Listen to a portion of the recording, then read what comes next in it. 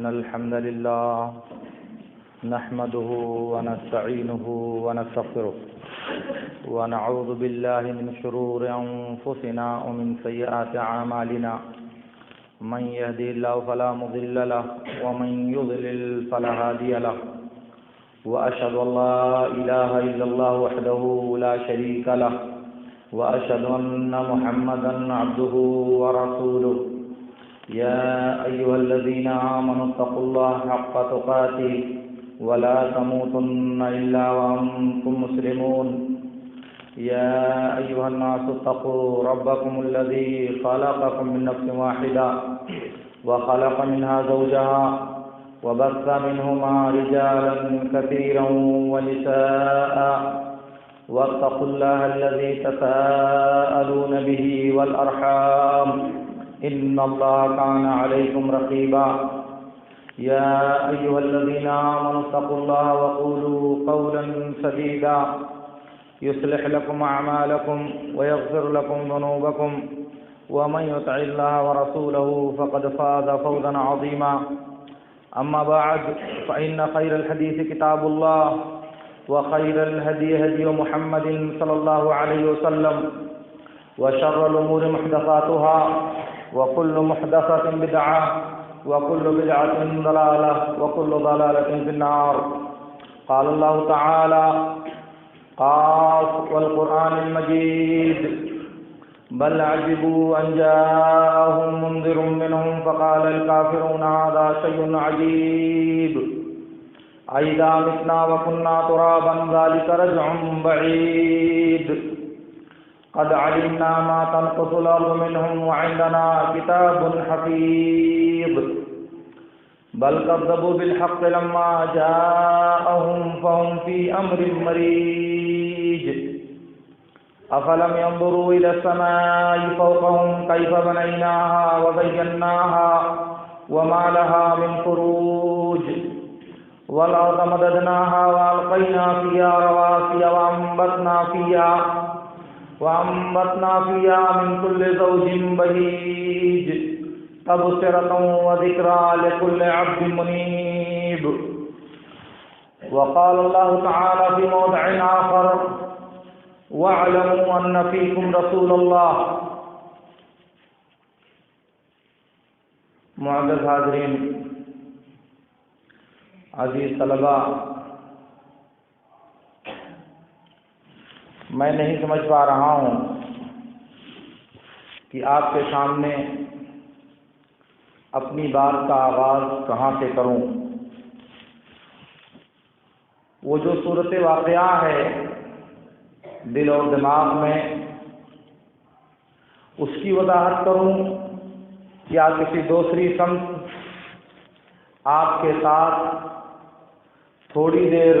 گزارنے کی کوشش کروں، کیونکہ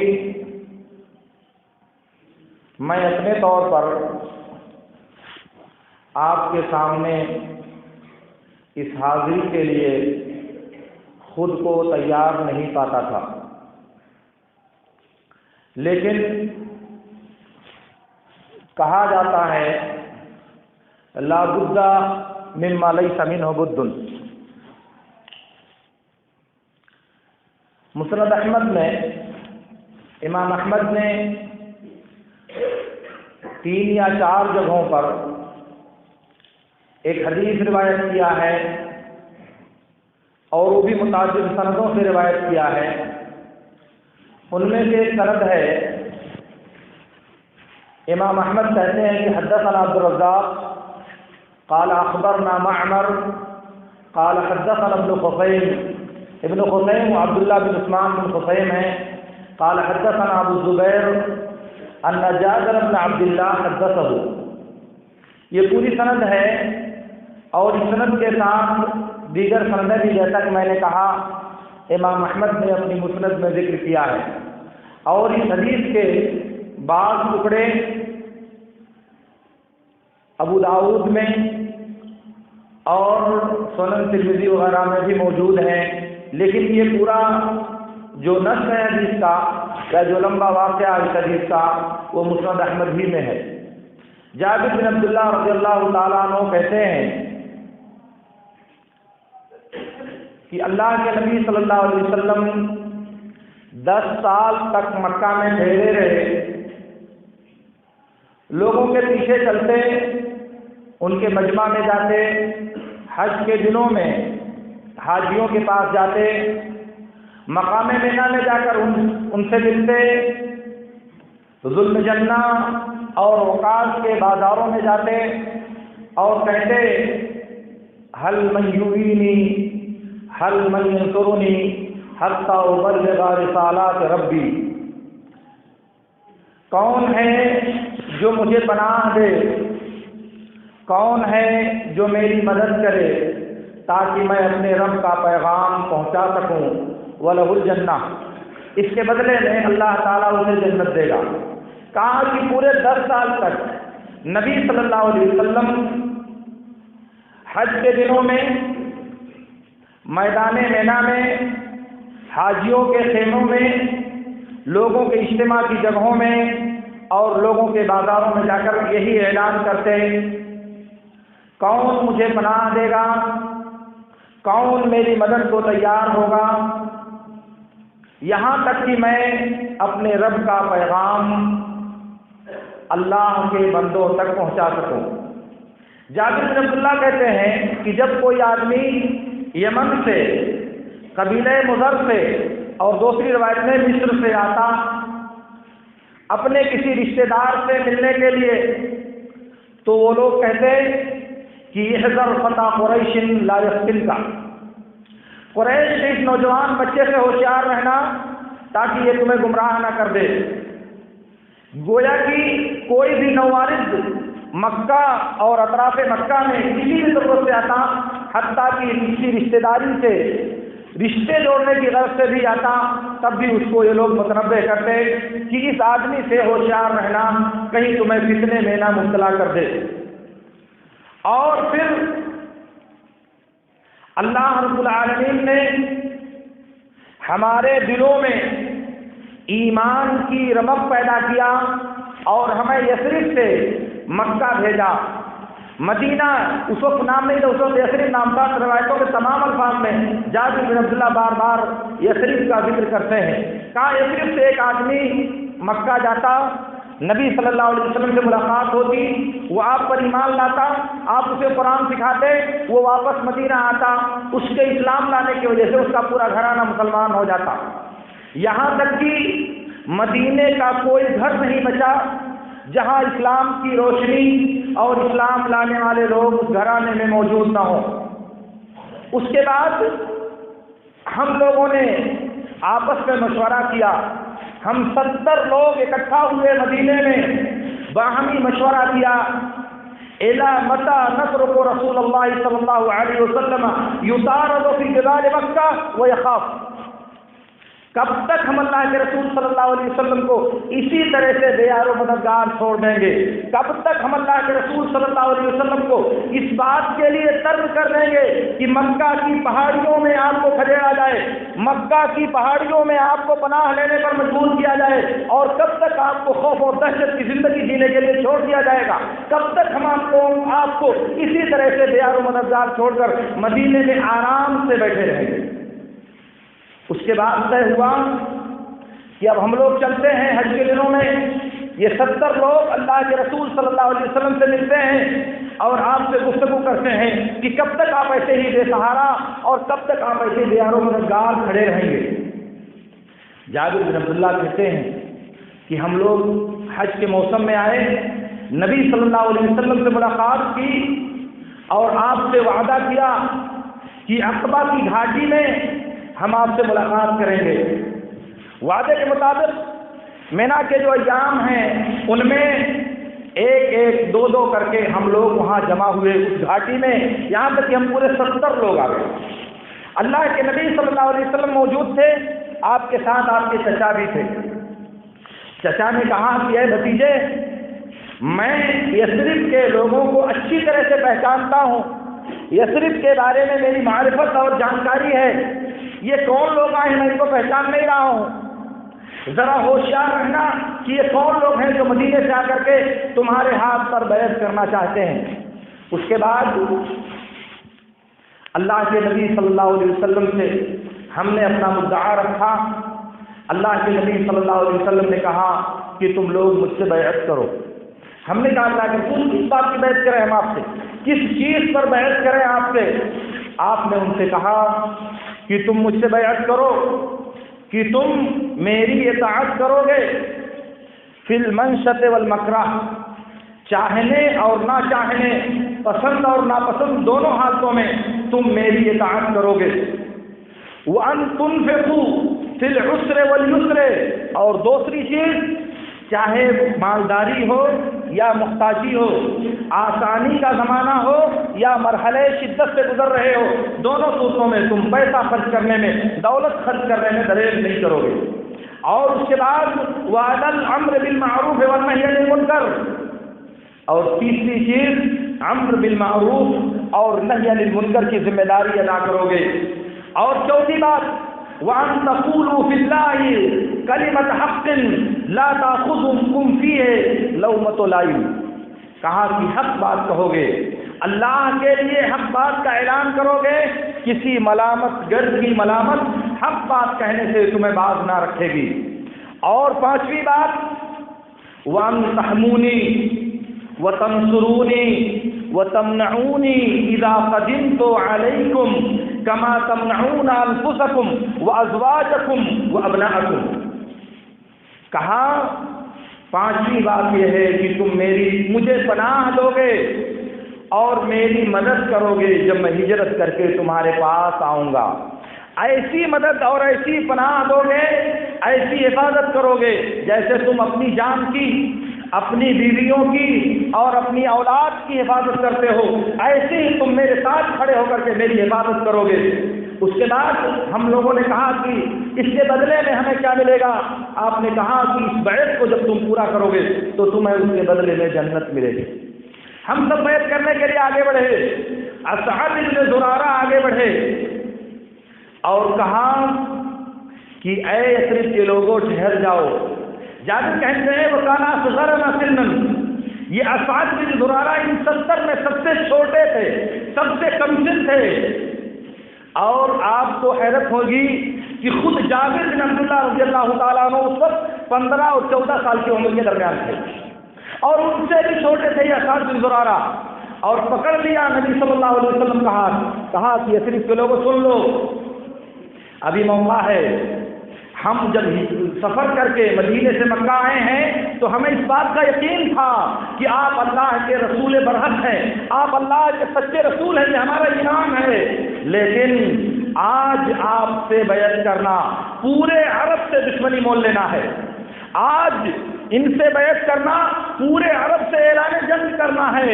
اور پھر اس بیعت کی وجہ سے تمہارے بہترین لوگوں کو قتل کر دیا جائے گا، تمہارے بہترین لوگوں کو اپنی جانوں سے ہاتھ دھونا پڑ جائے گا، اور اس بیعت کی وجہ سے تلواریں تمہیں اپنے نرمے میں لے لیں گی اور تلواروں کے ذریعے تمہیں کاٹنے کی کوشش کی جائے گی۔ اگر تمہیں ڈر ہے کہ تم بزدلی کی وجہ سے محمد الرسول اللہ صلی اللہ علیہ وسلم کا ساتھ چھوڑ دو گے، دوسرا لفظ ہے اگر تمہیں ڈر ہے کہ خوف کی وجہ سے تم محمد الرسول اللہ صلی اللہ علیہ وسلم کا ساتھ چھوڑ دو گے، تو ابھی سویرا ہے، تم اپنے ہاتھوں کو کھینچ لو، یہ اللہ کے نزدیک تمہارا عمر پورا کرنے کا سبب بنے گا، یہ تمہارے ہاں تمہارا اللہ کے نزدیک عذر قابل قبول ہوگا۔ اور اگر تمہارے پاس جرأت ہے، اگر تم ہمت رکھتے ہو کہ تلواروں کا مقابلہ کرنے کے لیے، سروں کا سودا کرنے کے لیے اور پورے عرب کی دشمنی کو برداشت کرنے کے لیے، تو پھر آگے بڑھو اور بیعت کرو، جنت تمہارا انتظار کر رہی۔ اس کے بعد ان لوگوں نے کہا کہ الیک عنا یا اسد ہٹو یہاں سے، چھوڑو دست مبارک کو، ہم بیعت کرنے کے لیے آمادہ ہیں۔ اس کے بعد ایک ایک کر کے سب لوگ اللہ کے نبی صلی اللہ علیہ وسلم کے ہاتھ پر بیعت کرتے ہیں۔ عباس بن عبد المطلب وہاں کھڑے ہیں، کہا کہ اللہ کے رسول، میں ان میں سے کسی کو نہیں پہچانتا، میں مدینے والوں کو بہت اچھی طرح سے پہچانتا ہوں، مگر میں ان میں سے کسی کو نہیں پہچانتا، جتنے لوگ آپ سے بیٹھ کے میں کسی کو نہیں پہچانتا۔ یہ سب حدیث الاسنان، یہ بچے ہیں، کم سن ہیں، یہ نوجوان لڑکے ہیں، میں ان کو نہیں پہچانتا۔ کیوں؟ اس لیے کہ عباس بن عبد المطلب ایک معمر انسان تھے، ان کی رشتے داریاں اور ان کے راہ مدینے والوں سے تھی، تو ان کے سرداران کو، ان کے رؤسا کو اور ان کے سربراہ لوگوں کو وہ پہچانتے تھے، مگر ان نوعمر نوجوانوں کو نہیں پہچانتے تھے۔ گویا کہ اس بیعت میں اللہ کے نبی صلی اللہ علیہ وسلم کے دست مبارک پر جن لوگوں نے بیعت کیا تھا، ان میں سے بہت کم لوگ ایسے تھے جن کی عمریں 20 سے متجاوز تھی۔ یہ نوجوانوں کا پورا ایک پاکیزہ اور مقدس گروہ تھا، جو انہوں نے جمع ہو کر اللہ کے رسول صلی اللہ علیہ وسلم کے ہاتھ پر نہ صرف اس بات کے لیے بیعت کیا کہ ہم آپ کی تائید، آپ کی نصرت اور آپ کی حمایت کریں گے، بلکہ اس بات کو مان کر، اس بات کو پیشگی تسلیم کر کے بیعت کیا تھا کہ ہماری یہ بیعت پورے عرب سے اعلان جنگ، پورے عرب ہمارے خلاف اٹھ کھڑے ہوں گے، سارے عرب کی دشمنیاں ہماری طرف ہو جائیں گی اور ان کا سامنا ہمیں کرنا پڑے گا۔ یہ نوجوانوں کا فیصلہ تاریخ کا وہ عظیم الشان فیصلہ بنا، جس نے آگے چل کر کے اسلامی خلافت کی بنیاد فراہم کیا۔ لیکن سردست میرے نوجوانوں، میں آپ سے عرض کرنا چاہتا ہوں کہ جابر بن عبداللہ رضی اللہ تعالیٰ عنہ، جنہوں نے اس پورے واقعے کو بڑی تفصیل کے ساتھ بیان کیا ہے، وہ بھی 14 اور 15 سال کے کم سن بچے، اور وہ اس بات کا اعلان کر رہے ہیں سارے لوگوں کے درمیان، کب تک اللہ کے رسول کو بے سہارا چھوڑا جائے گا، کب تک آپ کو ترک کیا جائے گا کہ مکہ کی وادیوں میں، مکہ کی پہاڑیوں میں اور مکہ کی گلیوں میں آپ اعلان کرتے پھریں کون میری مدد کرے گا، کون مجھے پناہ دے گا۔ اور ایک دوسری روایت میں وہ جابر بن عبداللہ کے علاوہ بعض دوسرے عبداللہ بن عباس وغیرہ کی روایت ہے کہ اللہ کے نبی صلی اللہ علیہ وسلم جب مینا میں چلتے تو آپ کے پیچھے ایک ترچھی آنکھ والا بھیگا انسان، خوبصورت چہرے والا انسان آپ کے پیچھے پیچھے چلتا تھا اور کہتا تھا کہ اس کی بات مت ماننا۔ آپ اعلان کرتے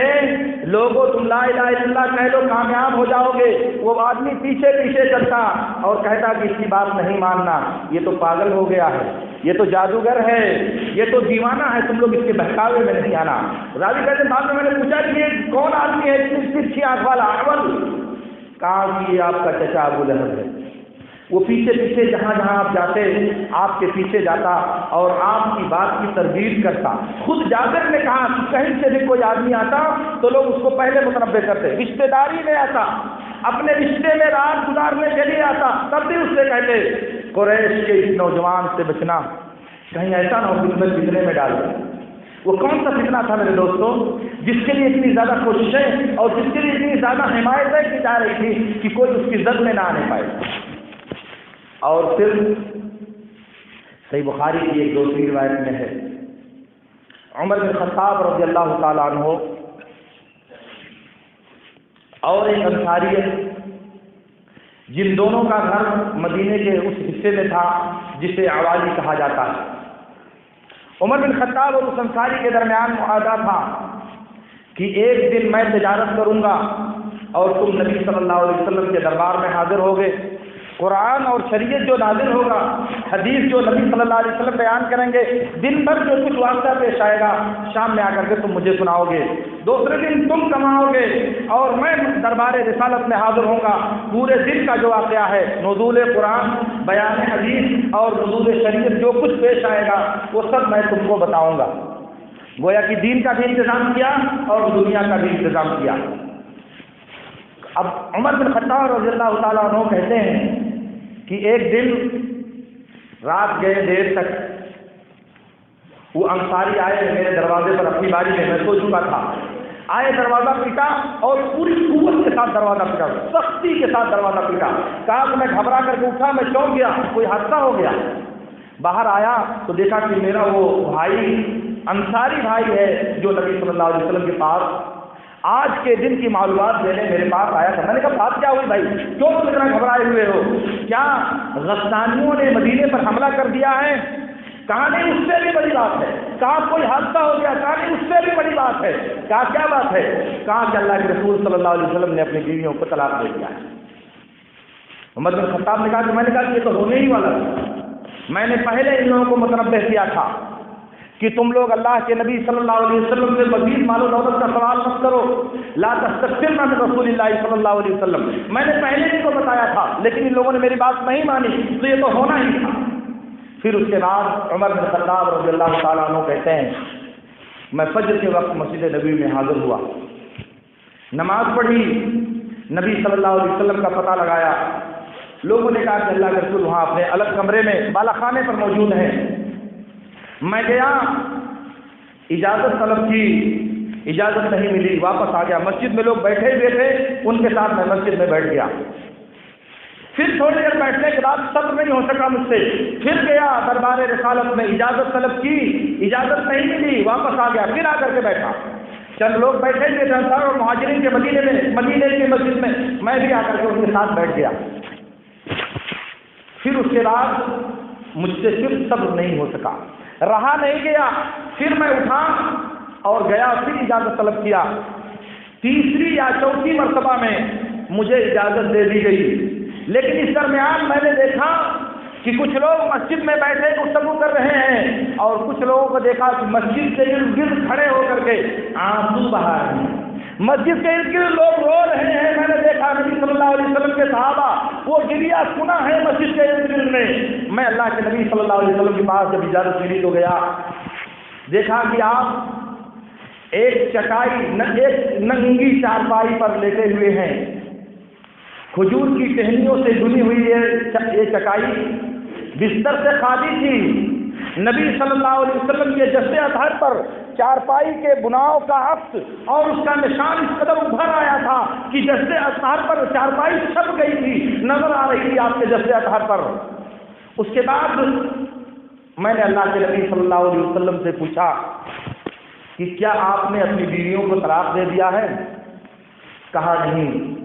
بلکہ اس سے پہلے انہوں نے کہا کہ اللہ کے رسول آپ رحمت للعالمین اور رسول رب العالمین ہیں، اور آپ کو سونے کے لیے بستر میسر نہیں، آپ کو سونے کے لیے ننگی چارپائی اللہ تعالیٰ نے دیا ہے۔ قیصر و کسریٰ جو اللہ اور اس کے رسول کو نہیں مانتے، وہ قیصر و کسریٰ جو نبی پر ایمان نہیں رکھتے، اللہ کی وحدانیت کو تسلیم نہیں کرتے، وہ دنیا کی دولت سے ایسے عشرت کے ساتھ مست و مگن ہیں کہ انہیں کسی تکلیف کا شائبہ نہیں ہوتا، وہ دنیا کی نعمتوں میں کھیل رہے ہیں، دنیا کی نعمتوں میں لٹ کے جا رہے ہیں، اور آپ اللہ کے پرگزیدہ پیغمبر ہو کر کے آپ کو سونے کے لیے بستر میسر نہیں ہے۔ اللہ کے نبی صلی اللہ علیہ وسلم نے بات سنی، یہ دل شکن بات، یہ جگر کو پتا کر دینے والی بات کہ دنیا کے ظالم حکمراں، دنیا کے کافر حکمراں اور دنیا کے وہ ظالم جو اللہ اور اس کے رسول کے باغی ہیں، وہ دنیا کی نعمتوں میں عیش و عشرت کے ساتھ زندگی گزار رہے ہیں، اور اللہ کا سب سے محبوب بندہ اور اللہ کا سب سے چہتا بندہ تنگی اور دشواری کی اس کیفیت میں مبتلا ہے کہ سونے کے لیے بستر پر فرش میسر نہیں ہے، بستر میسر نہیں ہے چارپائی پر۔ تو اللہ کے نبی صلی اللہ علیہ وسلم نے صبر دلایا، ہمت دلائی، کہا کہ اے ابن الخطاب مجھے اس بات کا ڈر نہیں ہے کہ تم میرے بعد گمراہ ہو جاؤ گے، تم میرے بعد کفر کا راستہ اختیار کر لو گے، مجھے ڈر یہ ہے کہ میرے بعد تمہارے لیے دنیا کشادہ کر دی جائے گی اور تم دنیا کو حاصل کرنے کے لیے ایک دوسرے سے آگے بڑھنے کی کوشش کرو گے، یہ دنیا کبھی تمہیں تباہ و برباد کر دے گی جیسے گزشتہ لوگوں کو اس نے ہلاکت کے غار میں گم کر دیا ہے، یہ دنیا کبھی گزشتہ امتوں کی بربادی کا سبب ہے، مجھے ڈر ہے کہ یہ دنیا طلبی میری امت کو بھی ہلاکت کے غار میں کہیں گم نہ کر دے۔ اس کے بعد جب نبی صلی اللہ علیہ وسلم کی بات میں نے سنی تو تھوڑا سا آپ کے غم کو ہلکا کرنے کے لیے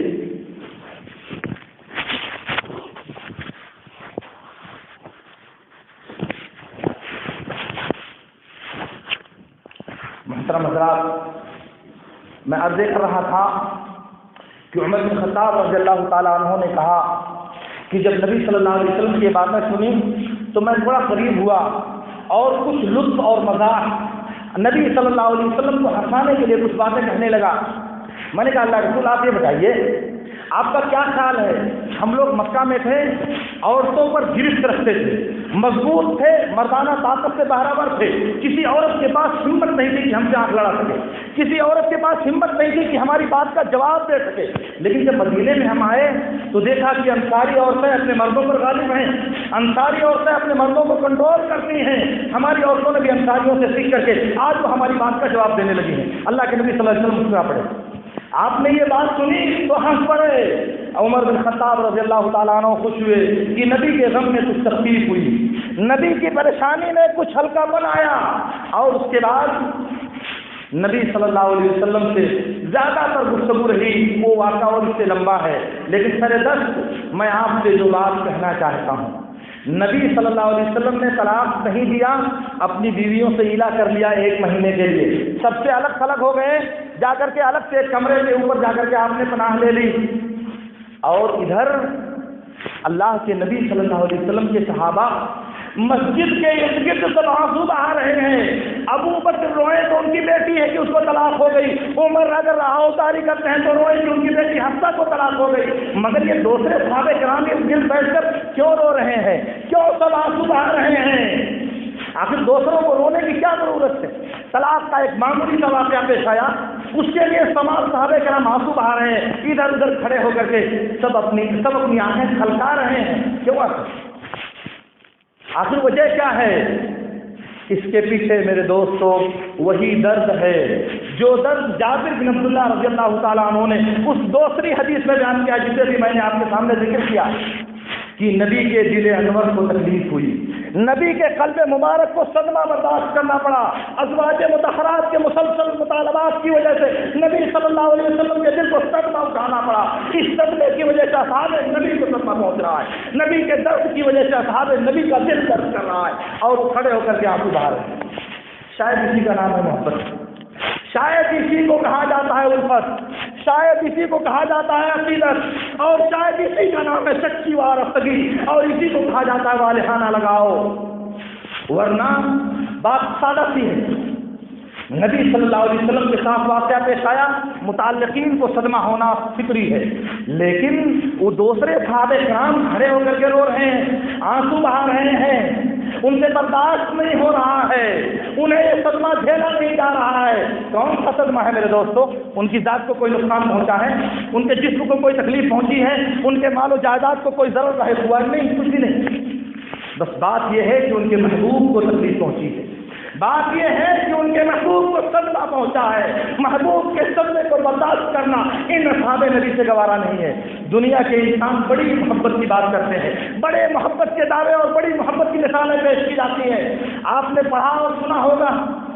یہ شیریں، یہ فرحات، یہ فلاں اور فلاں، یہ جو تاریخ کے افسانے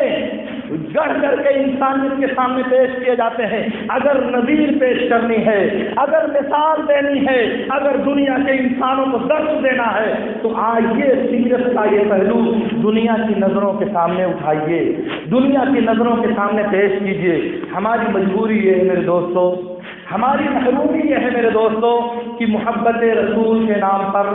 جو غیر مثبت، غیر ثابت اور غیر سنجیدہ واقعات بیان کیے جاتے ہیں، ان میں سے 99.99% جھوٹے واقعات بیان کیے جاتے ہیں، گڑھی ہوئی باتیں محبت رسول کے نام پر امت میں پرچار کرنے کی کوشش کی جاتی ہے، اور سنت کے ذخیرے میں عقیدت و وارفتگی کے جو درخشندہ ستارے ہیں، ان ستاروں کو یا تو دانستہ بیان نہیں کیا جاتا یا وہاں تک ان لوگوں کی رسائی نہیں ہوتی، مگر حقیقت اور سچائی کی جو قوت ہے، حقیقت اور سچائی میں جو دم اللہ رب العالمین نے رکھا ہے، وہ اپنا راستہ دلوں تک خود اپناتی ہے، اور جھوٹ، غیر واقعی کہانی اور گڑھے ہوئے واقعات کے اندر جو استعجال اور اجلت پائی جاتی ہے، جو جلدی پر پایا جاتا ہے، وہ انسانی نفوس پر کبھی اثر انداز نہیں ہوتا۔ وقتی طور پر تو صحیح، لوگ ہنگامہ کرتے ہیں، لوگ بے ہوش بھی ہو جاتے ہیں، لوگ رقص بھی کرنے لگتے ہیں، لوگ جنون اور جذب کی کیفیت کا شکار بھی ہو جاتے ہیں، مگر کتنے سیکنڈ تک؟ مگر جب نبی صلی اللہ علیہ وسلم کی سیرت کا عکس ان مسلمانوں کی زندگی پر پڑتا ہے تو یہ نتیجہ سامنے آتا ہے۔ ورنہ جابر بن عبداللہ رضی اللہ تعالیٰ عنہ نے خندق میں، میرا خیال ہے اس وقت ان کی عمر 18 سال تھی، نبی صلی اللہ علیہ وسلم کی پر خود جابر بن عبداللہ نے 3 دن سے کھانا نہیں کھایا تھا، بھوکے تھے، اور جب وہ کدیا پہاڑ خندق کھودتے ہوئے پہاڑ جو کدال سے ٹوٹ نہیں رہا تھا، اس کی شکایت کرنے جب نبی صلی اللہ علیہ وسلم کے پاس گئے تو آپ کا چہرہ، آپ کی حیت اور آپ کی شکل ملاحظہ کیا تو صبر نہیں کر سکے. واپس آئے گھر، بیوی سے کہا بیوی تمہارے پاس کھانے کے لیے کچھ ہے؟ فَإِنِّي رَأَيْتُ فِي رَسُولِ اللَّهِ صلی اللہ علیہ وسلم شَيْئًا لَا أَصْبِرُ عَنْهُ، میں نے نبی کی وہ کیفیت دیکھی ہے، نبی صلی اللہ علیہ وسلم کے چہرے کا وہ منظر دیکھا ہے جسے میں برداشت نہیں کر سکتا، جس پر میں صبر نہیں کر سکتا، جسے میں گوارا نہیں کر سکتا. خود بھوکا ہے وہ بچہ، خود جو 20 دن سے اس کے کو کھانے کے لیے کچھ نہیں ملا، اس کی کوئی پرواہ نہیں ہے. میں مر جاؤں گا یا زندہ رہوں گا، میں بھوک سے تڑپ جاؤں گا یا بے ہوش ہو جاؤں گا، اس کی کوئی پرواہ نہیں. اس 20 سال سے کم 18 سال کے بچے کو، مگر وہ اپنی بیوی سے کہہ رہا ہے کہ میں صبر نہیں کر سکتا، نبی کو پریشان دیکھ کر کے آیا ہوں، بھوک کی شدت میں آپ کو بے قرار دیکھا ہے میں نے، اس لیے میں اسے برداشت نہیں کر سکتا. اس کے بعد پورا واقعہ بیان کیا ہے. بہرحال میں عرض یہ کرنا چاہ رہا تھا کہ ایک بچہ، وہ بھی 18 سال کا بچہ، ہمارے یہاں سے بچہ ابھی چھوڑ دو بعد میں بن جائے گا، وہ بات کبھی نہیں آتا زندگی میں، کیونکہ نقش اول جو ذہن پر بچوں کے رکھا جاتا ہے وہی نقش زندگی بھر انسان کے دل و دماغ پر باقی رہتا ہے. اس لیے بچپن میں بچوں کی گرفت کرنی چاہیے اور غلط کاموں پر انہیں ٹوک کر انہیں سیدھے راستے کا عادی بنانے کی کوشش کرنی چاہیے. اور یہ غلطی کبھی نہیں کرنی چاہیے کہ بڑا ہوگا تو سیکھ جائے گا، کیونکہ بڑا کبھی نہیں ہوتا وہ بچہ. تو میں آپ یہ کر رہا تھا کہ وہ بچہ جس کی عمر تاریخ میں سیرت میں صرف 18 سال، وہ اپنی پریشانی بھول گیا، اپنا درد بھول گیا، اپنی بھوک بھول گیا، اپنی کسی چیز کو اسے یاد نہیں رہا. یاد کیا ہے؟ بیوی میں نے نبی کے چہرے پر وہ کیفیت دیکھی ہے جس کو میں برداشت نہیں کر سکتا. وہ بچہ نبی کو پریشان دیکھ کر برداشت نہیں کر پاتا ہے. ہم نبی کی حدیثوں کو پامال کرتے ہوئے، نبی کی سنتوں کا ٹھٹا اڑاتے ہوئے دیکھتے ہیں اور ہماری پریشانی پر چکن تک نہیں پڑتی، ہمارے چہرے پر کبھی درد سے آثار نہیں ابھرتے. نبی کا مذاق اڑایا جاتا ہے، نبی کی سنتوں کو پامال کیا جاتا ہے، نبی کی شریعت کو دیکھ نکالا دینے کی کوشش کی جاتی ہے، مگر ہم اپنے نرم اور آرام دہ رشتوں پر محو مگن رہتے ہیں. ہمیں کبھی یہ درد نہیں اٹھتا، ہمیں کبھی یہ پریشانی نہیں ہوتی. ہاں میرے دوستوں، رب نے کہا تھا کہ اگر سچی محبت ہے تمہیں، اگر سچا عشق، سچی عقیدت ہے اگر تمہیں، تو نبی کے راستے پر چلو، نبی کے پیچھے چلو، نبی کی اطاعت کرو. بہرحال یہ بات پر اور توضیح آتی ہے کہ محبت کی یہ قسم جو انسانوں کو دوسرے انسانوں سے ہوتی ہے وہ 2 خانوں میں شریعت نے تقسیم کیا ہے. بہر اللہ رب العالمین کی دعا ہے کہ اللہ رب العالمین ہمیں ان باتوں کو سمجھنے اور ان پر عمل کرنے کی توفیق عطا فرمائے. وآخر دعوانا ان الحمد للہ رب العالمین. اقول لكم ما تسمعون واستغفر الله لي ولكم.